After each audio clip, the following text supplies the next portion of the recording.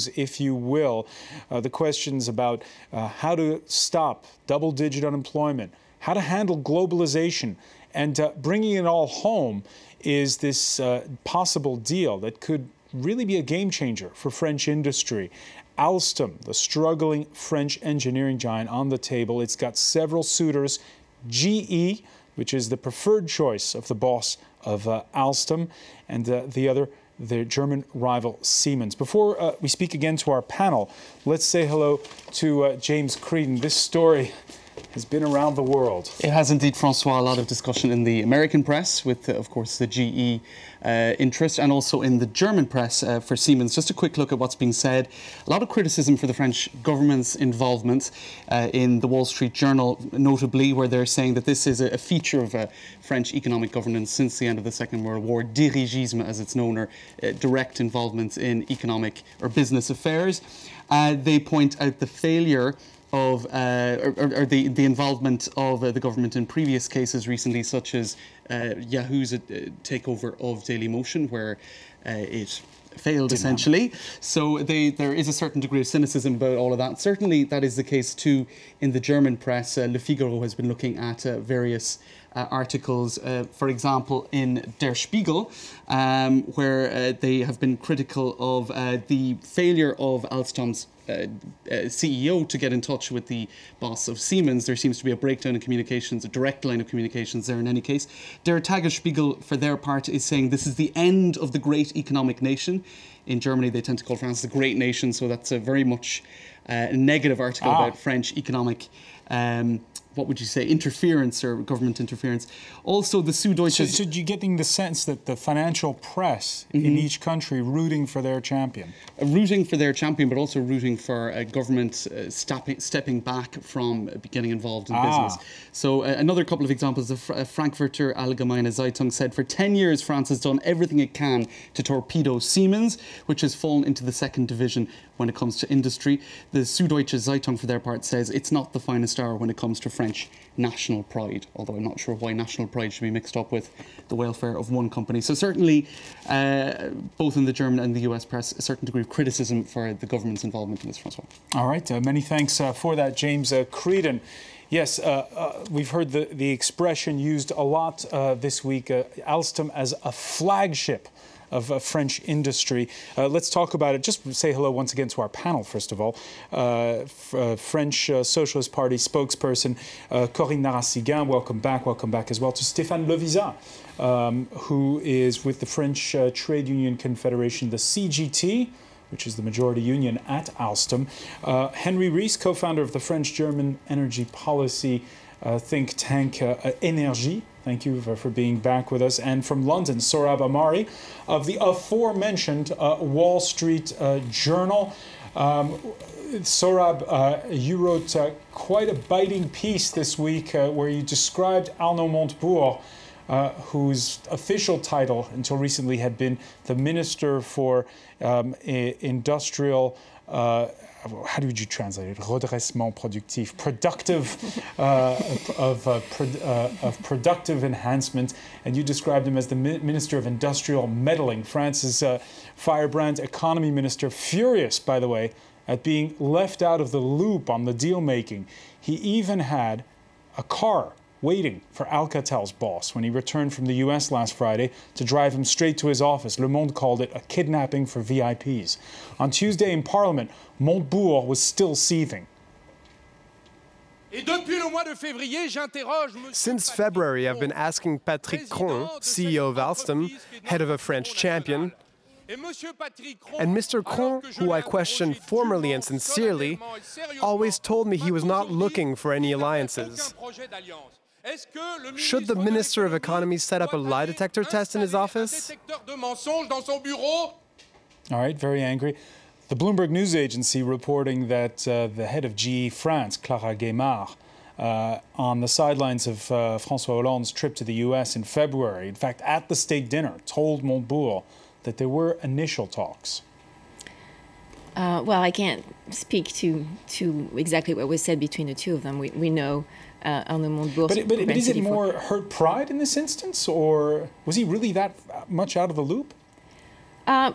Well, Alstom is a 100% publicly traded company, but it has it is one of the flagships of French industry. So I understand why he would be angry about not being fully in the loop, because it's going to have a huge impact on jobs, not just for Alstom, but also for all the small and medium-sized companies that are subcontracting with Alstom.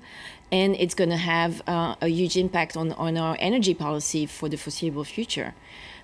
So I understand why the fact that the government was not put in the loop when we knew that Alstom was having financial trouble is of great concern to the government. Sohrab, AHMARI, do you take the point? I do not. I reject it because I think, I wonder why. We saw this story in Bloomberg saying that, suggesting that the Alstom CEO and the Alstom board had kept this a secret. Well, why is that? Why would they go that route? It's because there's such a history in this government of intervening in deals, of intervening in private activity, that you would want to try to defer informing the ministry as soon as possible. It's not like Alstom and GE are the first case. Your colleague mentioned Yahoo, which was scuttled. The deal was scuttled because Mr. Montberg insisted on a 50-50 ownership between the French government and Yahoo of the company that was targeted for acquisition, the Daily Motion. So you had that case at the level of Uber. I mean, I realize this is the municipal level, but in response to a taxi cartel that essentially wants to maintain a monopoly on its services, if the French government proposes things like making Uber drivers wait 15 minutes in addition, or not using their maps, their GPS maps, which is the whole basis of what's innovative about Uber. And then you had the case of Titan that wanted to buy a plant that was formerly belonged to Goodyear, and then you had the CGT union saying, look, the French way is the way it is. We work 3 hours and we take an hour lunch break and we talk for about 3 hours, and you're not going to change our productivity habits. Well, as the Titan CEO said, if that's the French way, well, then the French way also includes sitting in cafes all day and enjoying your 10.4% unemployment rate.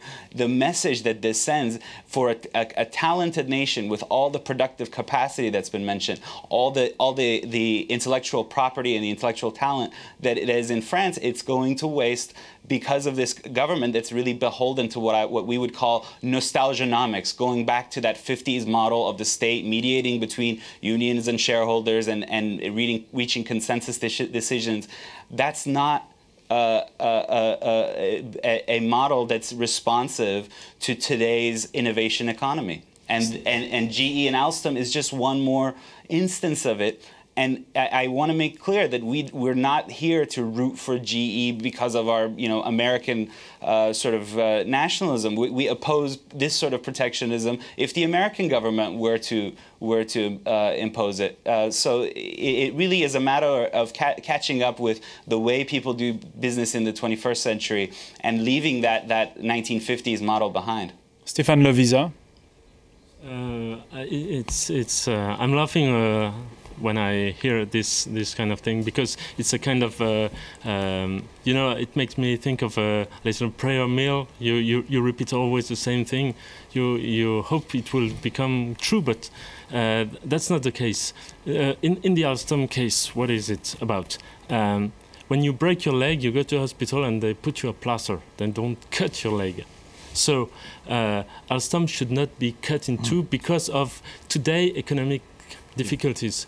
Alstom needs its transport branch and its energy branch. And for us, for the CGT, today the debate is not between the American one or the German one. This is not the debate. The debate is how do we consolidate the group, because it's the heart of French industry. GV trends, nuclear power plants, gas power plants, etc. Under the previous government, it had to be for a while partly nationalized. Yes, it was underperforming.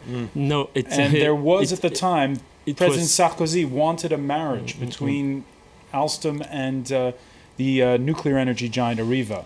That didn't happen. In 2004, state get into the capital to help Alstom paying its debt with the help of Martin Bouygues. And today, Martin Bouygues has problems in SFR in the telecommunication sector, and he wants to get rid of its capital part in Alstom, and that's and put its capital elsewhere. So what's the solution then for Alstom? Today, the solution is. I go back to our first debate. Cutting into spendings, bring states, regions, etc., to delay the command of trains, power plants, etc. And today, Alstom suffers from a delay of their commands, and so they suffer also from having given much money to shareholders these last years. These 5 last years, they spent 1.3 billion euros to shareholders in stock dividends. So demand is weak right now. Yeah. So what's the solution? Do you do a deal with GE? Yes. Do you do a deal with Siemens? Or I've heard even the head of the party, the left, talk of nationalization. French state should get into the capital to make political choices. The clients of Alstom, it was said in the in your little sequence. They sell trains, power plants, etc. So the public instances are the clients of Alstom, and so state should take its responsibility for, of course, employment, but also for the sake of one of the most important industrial groups in France to develop the TGV of the future, which is already in the plans. To develop the new gas power plants, to develop the tram train projects, etc. We have many projects. We need to invest and not cut into spendings. Invest for the future, because the investment of today will bring jobs of the future. Is the state ready to spend? Does the state have that kind of money? It's not spending; it's investment. I think we haven't closed the door to any type of option at this point. We're looking at everything. And which do you personally prefer? The Socialist Party has not expressed any kind of preference. I think this is really about strategic decisions and about saving jobs, and about also including this in a larger plan for economic policy. And energy policy in France and for Europe. So I can't prejudge of what will be decided at the end. The decision will still stay with Alstom at the end of the day, because they're a publicly traded company, but the government has a very important role to play, and to respond to what the Wall Street Journal journalist was saying. I'm a little surprised at how harsh he is on the government intervening to save a company, because I do believe that what was done by the American federal government to save Chrysler and GM was pretty successful. Henry Rees. Yes, I think we're working on symptoms, and I think one should go back to, as the lady said, to in a strategic European or German-French approach, and to the source. Why does Alstom have problems? They cannot sail.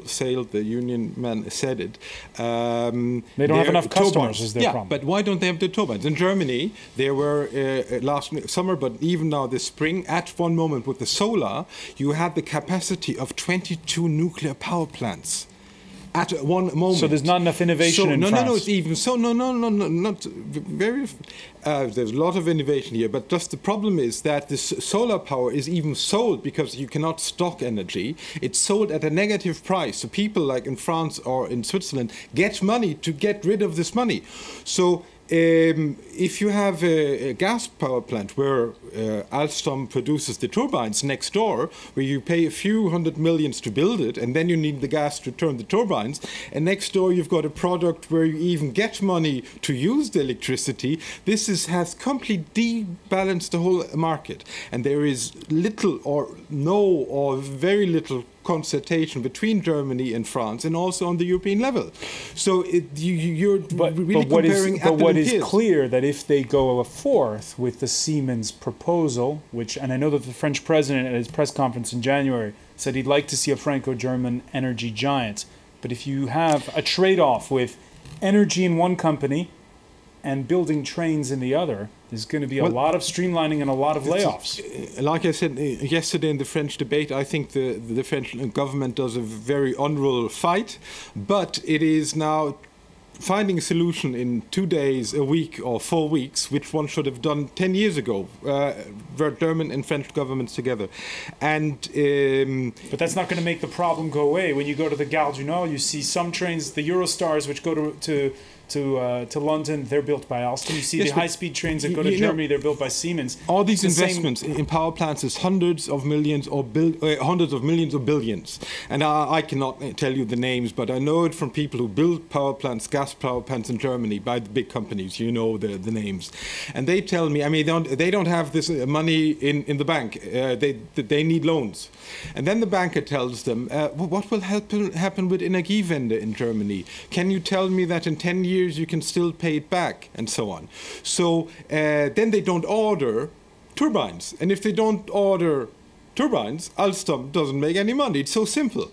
So if there is no coordination, when we spoke before, this is a number of Fraunhofer Institute. If one would have to stock energies, nearly impossible. If you would have in Germany a national solution, it would cost you 8% of your network. If you would have a European solution, it's 0.5%. In my speeches, to bring it near to the general public, which is looking at us. If you take a credit at 8%, you better not take it. If it's at 0.5%, you say your banker, you can have 1 more million. So if we have to have a European strategic. I know this will not solve something tomorrow. So, Sohrab AHMARI, do you take the point that we're not talking about selling toothbrushes here? We're talking about huge infrastructure where you do need the state. And the state is obviously 60% right now of Alcatel's customers. Well, I mean, but the basic rules of markets are the same. As I have to go back to the previous point that was made about the bailout of Chrysler and GM. I oppose that because I think if every time a business is in trouble, the government just comes in and prevents it from going through bankruptcy, how many jobs were saved, Sohrab, by that?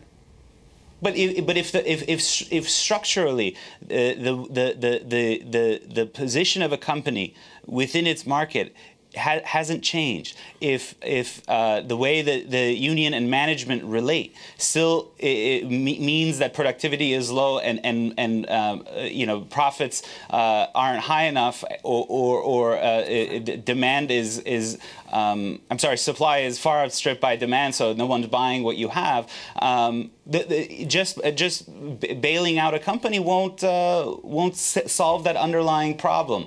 And this talk of European coordination, I mean, I think that sounds great if Alstom and Siemens want to think along those lines, but there's clearly a reason why Alstom's shareholders and GE's shareholders prefer working together as opposed to Siemens. They know their business better, and they certainly know it better than the French government. And we've heard there's a lot more overlap between the business of Siemens and the business of Alstom. So even if they do offer 3 years of no job cuts, eventually there will have to be job cuts.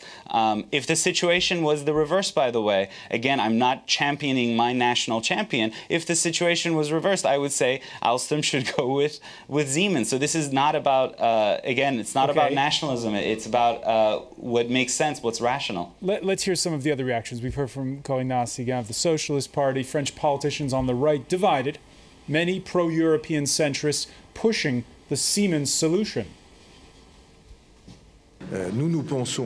We think that if France doesn't sign up to European solidarity, we'll be exposing ourselves to terrible risks. You just need to look at what's happening with Alstom, and you see that as soon as this solidarity disappears, French businesses become prey. But that is not the take of France's former Prime Minister, he of the conservative UMP party. We can't exactly celebrate the fact that Schneider Electric is buying its largest competitor in Great Britain, that Danone is becoming a global company along with AXA and the BNP Bank, that Renault is the biggest manufacturer in Russia, and at the same time feel it's a tragedy every time a French company is about to be bought by a foreign one. Do you take that point? Well, I think it's true that this is something that we have to take... A bit of crocodile tears? We have to take into consideration the fact that if we go with a Siemens solution, we will have to face issues with monopoly situation. But also GE has a long track record in France. It's a partner in the group Safran for years and years and years. Yes, that's why everything is on the table, and we need to discuss and at the end of the day decide what the best solution is for Alstom and for its employees and for the future of our energy policy. As much as I would like to see a European solution come by, but I'm not sure that this is we can't take this into account. We can't use Alstom to try and suddenly build a European industry policy. We need to start with strategic policy more globally, and this is something that hasn't been done. Unfortunately, we're paying the price today. Alstom is paying the price today of the lack of industrial policy in France during the last 10 years of conservative government, and the lack of industrial policy at the European level. But how can this be in a country where so many leaders come from the elite École Polytechnique? So many are engineers. I think we haven't been. It's not the problem of the leadership in each company. The problem is really about thinking strategically at the national level and at a European level, and that hasn't been done. Stéphane LOVISA? Anyway, about Alstom, this actual situation, Alstom should not be divided into, because you will lose, if you do that, you will lose competencies, know-hows. So you're against both solutions, in other words? Yes. Yeah, it's a failure. It's an already announced failure. I work for a society which is called Alcatel-Lucent, and it's the company I work with. And in 1995, it was divided, Alcatel from Alstom, and now, 20 years later, we know it was not to do, and the whole economic history of Alcatel afterwards shows that you should not concentrate of the market heart, what we call cœur de métier, because when you are more fragile, then if you have diverse technologies to work with and develop. It's too specialized, is what you're saying. Yes. And today, many projects I talk about the new gas power plants, a new TGV of the future, etc., need both parts of Alstom to be developed. Right, you so cut it into... The argument for both being together. Before we go, it's not just France where we're having this conversation right now. British lawmakers, Sohrab, I'm sure you've read the papers, vowing to investigate U.S. drug maker Pfizer's $100 billion takeover bid of British rival AstraZeneca in a bid to ensure scientific research and jobs are protected. This is the front page headline you can see of Wednesday's Financial Times. Fight on for national champions. And they talk both about Pfizer and also about the Alstom deal. It's not just Sohrab AHMARI in France. There is this idea of national champions. It is, and that's why these companies remain uncompetitive. As long as the state sees it as its business to set an industrial policy and tell companies what they should produce or how many people they should employ, you'll have the recurring problem of these companies stumbling and not acting rationally according to real price signals in the market and the realities of supply and demand, and as a result faltering, and then again in 5-10 years you'll have down the road of having to have sales. And I noticed the spokesman from the Socialist Party again said, you know, what we really need to is sit back and create a comprehensive plan. You know, the Industrial Revolution, the web and all the things that we take for granted didn't come by because the government sat and said, how should we plan the growth of the free market and of free enterprise? People just did those things, and often it helps if European policymakers, be they British or French or German, or for that matter American policymakers, before they sit down and say what sort of rules should we set and how should we control things, just say, would it really hurt if we did nothing, and let's see what comes of it. A lot in the world.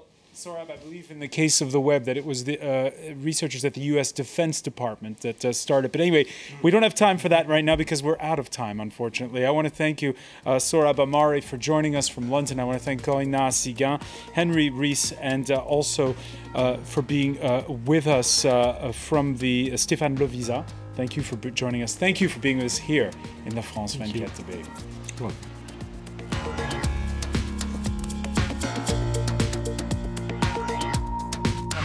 Sports. 100 meters individual medley for the United States. France 24 keeps you up to date with all the latest from the world of sport. All the action, all the results, all the emotion.